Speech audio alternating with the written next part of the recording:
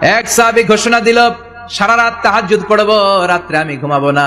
আরেক সাহাবী বলল, আমি বিয়ে করেছি কিন্তু বউয়ের কাছে যাব।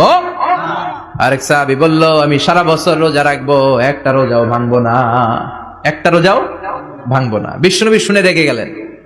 বিশ্বনবী বললেন, কারা কারা এই ঘোষণা দিয়েছো যে সারা বছর রোজা রাখবা? সারা বছর রোজা রাখার সিস্টেম ইসলামে নাই। এটাকে আরবিতে বলে সাওমে ভিসাল। কি বলে? সারা বছর রোজা রাখলে কোনো সওয়াব হবে? কথা কোন হবে? কোনো সওয়াব হবে না। সারা রাত তাহাজ্জুদ পড়লে সওয়াব হবে? কোনো সওয়াবই নাই। আপনাকে ঘুমাতে হবে, আবার তাহাজ্জুদও পড়তে হবে, আবার ঘুমাতে হবে, আবার ফজরের নামাজে প্রথম কাতারে থাকতে হবে। চিল্লায় বলেন ঠিক কি না? এজন্য ইসলাম হলো ভারসাম্যপূর্ণ জীবন বিধান।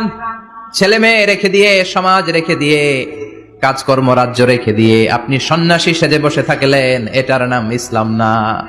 বিশ্বনবী হচ্ছে গোটা বিশ্বের মানুষদের জন্য model, as a teacher, as a father, as a commander, as a messenger, as a lawgiver, as a lawmaker, as a reformer of the society, as a philosopher. Muhammad is the superman of the world. Chilla kon ঠিক কি না?